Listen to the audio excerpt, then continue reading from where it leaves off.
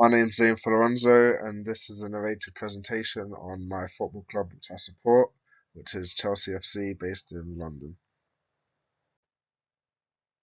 To start with, I will give a brief history of Chelsea FC, and then I will go into detail on some current issues regarding Chelsea FC, such as managerial instability, a lack of diversity within leadership positions, and fan behaviour. After this, I will give you a conclusion on everything I've spoken about before providing you the references I've used for this PowerPoint. Okay, so I'll now give you a brief history of the club. Gus Myers, a businessman who acquired the Stamford Bridge Stadium with the goal of founding a football club, created Chelsea in 1905. Chelsea's early years were marred by financial problems, and it wasn't until the 1950s that the team began to establish itself as a top-tier club. Chelsea have gone through a number of ownership changes and experienced hardship both on and off the field throughout its history. The club was on the verge of relegation to the third division in the 1980s, and it wasn't until the arrival of Russian billionaire Roman Abramovich in 2003 that it was able to make considerable expenditures in the playing personnel and infrastructure. In February 2022, the UK government imposed penalties on Roman Abramovich, forcing him to sell the club to a group led by American businessman Todd Boehly, who is now the principal owner. Despite these difficulties, Chelsea have remained one of the most successful clubs in English football, having earned a number of local and international trophies. I now go into detail into some of the issues that surround Chelsea Football Club. The first thing I'd like to talk about is managerial instability. This refers to the lack of time given to managers at Chelsea Football Club. One of the most pressing issues facing Chelsea FC is the lack of managerial stability. The club has gone through a significant number of managers in recent years, with many being fired after just one or two seasons. This instability has had a significant impact on team performance on the pitch. Frequent changes can disrupt team cohesion and morale, making it difficult for players to adjust to a new manager's tactics and style of play.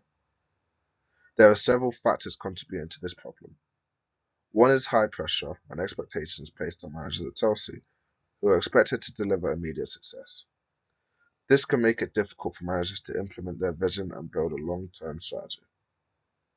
Another factor is the club's culture.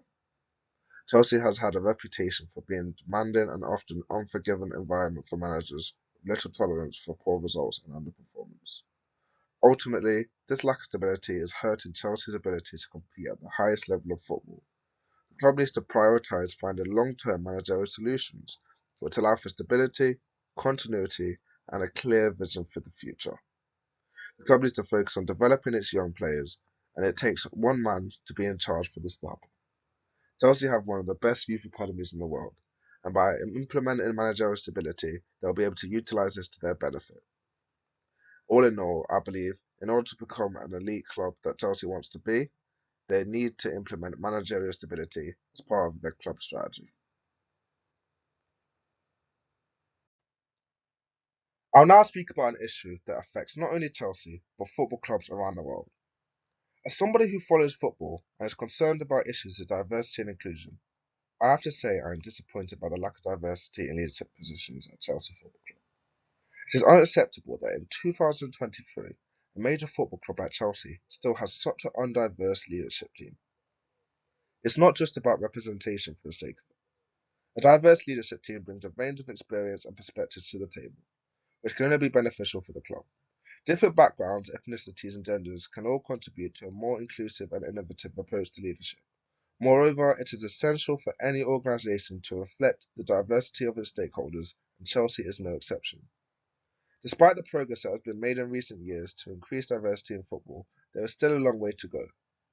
The Rooney Rule, which requires clubs to interview ethnic minority candidates for head coaching and senior football operations roles, has been introduced in some countries, but is not yet universal.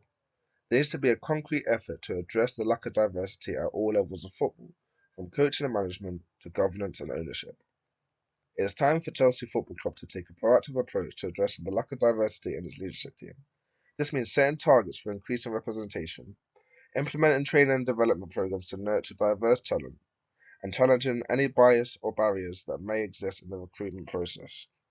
Only by taking these steps can the club truly reflect the diversity of its fan base and community, and lead the way towards a more inclusive future for football as a whole. As a fan of Chelsea Football Club, I call on Chelsea Football Club to take the necessary steps to increase diversity and inclusion in this leadership team. This is not just a moral imperative, but a strategic one.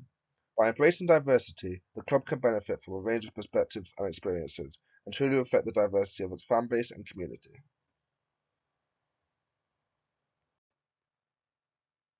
As a fan of the club, the last issue I'd like to speak about is one that I'm deeply ashamed of.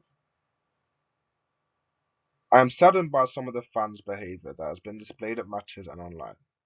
It's important to remember that as fans, we represent the club, and our behaviour can reflect poorly on the team and its supporters as a whole. In recent years, there have been incidents of Chelsea fans engaging in racist and abusive behaviour, which is completely unacceptable. The club has taken steps to address this, including implementing a zero-tolerance policy towards discriminatory behaviour and working on fan groups to promote inclusivity and respect. However, there is still some work to be done to eradicate this type of behaviour from the fan base. Additionally, there have been incidents of violence and aggression, both inside and outside the stadium. This type of behaviour not only puts other fans in danger, but also tarnishes the reputation of the club. Fans should be able to enjoy the match without fear of violence or intimidation. Moreover, social media have provided a platform for some fans to engage in abusive behaviour towards players, coaches, and other fans. It is important to remember that online behaviour can have real-life consequences, and that cyberbullying is a serious issue that should not be taken lightly. As a fan, we have a responsibility to Chelsea Football Club in a positive light. This means being respectful towards other fans and teams, refraining from discriminatory or abusive behaviour, and promoting a welcoming and inclusive environment both at the stadium and online. By doing so, we can create a positive fan culture that supports the team and reflects the values of the club. We must not spread hate, violence, or discriminatory behaviour around the stadium, and we must not give Chelsea Football Club a bad name. The club does many things to work on this, but I believe the strategy can be deeply improved going forward. To bring this presentation to a close, Chelsea Football Club have faced significant challenges in recent years. This includes managerial instability, lack of diversity in leadership, and fan behaviour that does not align with the club's values. While progress has been made in addressing these issues, there is still much work to be done. It's absolutely crucial for the club to prioritise finding a long-term manager solution that allows for stability and continuity, which can ultimately benefit the team's performance on the pitch. Also, increasing diversity in leadership positions is not just a moral imperative, but a strategic one. Bringing a range of perspectives and experience to the table can really benefit the club going forward. And as fans, we must all take responsibility for our behaviour and represent the club in a positive light. By promoting and welcoming inclusive environments both on the pitch and in the stadium, we can create a positive fan culture that supports the team and reflects the values of the club. Only by working together can we ensure Chelsea Football Club continues to thrive on and off the pitch.